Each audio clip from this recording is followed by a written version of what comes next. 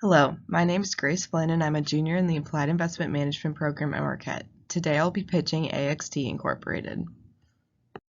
AXT develops and sells single and compound specialty substrates, also known as wafers. AXT has two segments: substrates, which make up 79.3% of revenue, and raw materials and other, which make up 20.7%. They use different materials instead of the typical silicone-based wafer in order to keep up with advanced technologies. The materials they use in their compound substrates include indium phosphate and gallium arsenide. Their single substrates include germanium.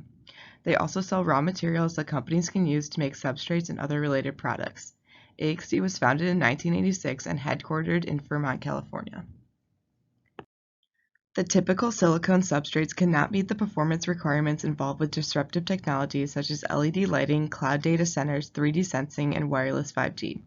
Because of this, the substrate industry is moving away from silicone materials and using specialty materials like indium phosphate and gallium arsenide. AXT is one of the two companies in the world that produce both indium phosphate and gallium arsenide. In addition, AXT just had a new facility relocation that allows for more excess capacity to increase their raw materials segment and combat competitors.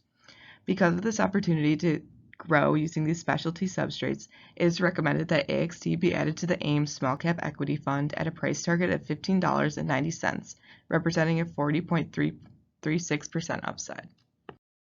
AXT's first driver is their indium phosphate and gallium arsenide scarcity value. Since they are one of the two producers in the world that produce both of these things as an alternative to silicone, this creates favorable opportunities as material scarcity arises over time. The material scarcity is driven by new technologies needing a different kind of wafer, including LiDAR, health centers, micro-LED, data center optics, and 5G.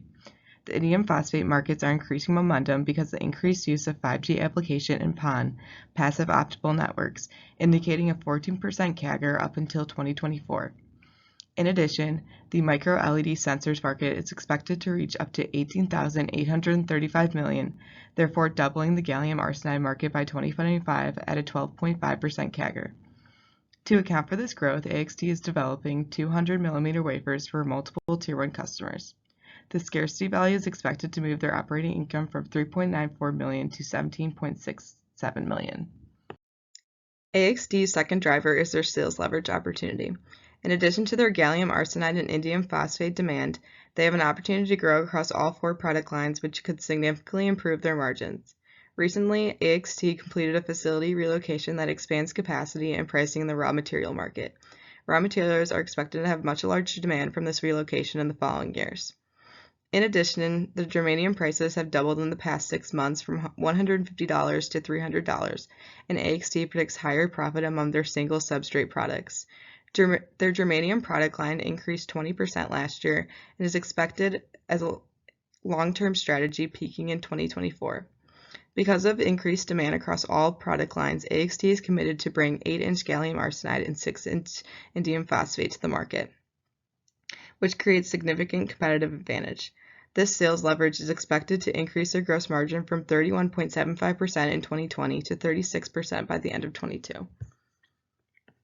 Apple recently announced a new Apple Watch that uses an oxygen component and will most likely include indium phosphate and gallium arsenide lasers and detectors. It is expected that AXT could be a potential supplier of Apple, which creates significant competitive advantage and barriers to entry. Because of this, management is preparing for an increase in Tier 1 customers while increasing volume and capacity to decrease competition. With the expectation that demand will be high for the new Apple Watch, it is predicted that this could increase AXT's 2021 revenue by $25 to $30 million. For my valuation, I did a 7-year DCF with a terminal growth rate of 1.5%. Using a WACC of 7.71%, I reached an intrinsic value of $18.79.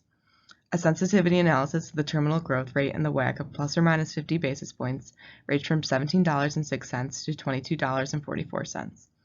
In addition, I did a PE valuation using a weighted average multiple of 15.11 to achieve a relative value of $4.99.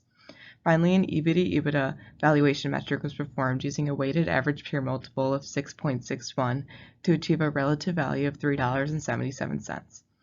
Weighted 80-10-10, a price target of $15.90 was reached, representing a 40.36% upside. Therefore, it is recommended that AXT be added to the AIM Small Cap Equity Fund.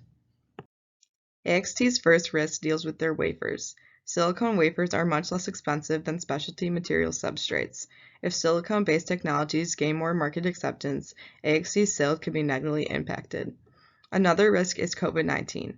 AXT's success depends on its ability to utilize volume and capacity within their manufacturing lines. If AXT receives low demand, fewer orders, or customer delays, their earnings could be adversely affected. Their final risk is pricing pressure. The markets that AXT operates in consist of downward pressure on prices. AXT must be able to lower internal costs in order to maintain their gross margin profit. Dr. Morris S. Young is the founder and CEO of AXT. He co-founded AXT in 1986 and has served various roles including president, CEO, CTO, and chairman of the board. In addition, Gary Fisher has served as the vice president and CFO since August 2014. Thank you, and I look forward to answering your questions.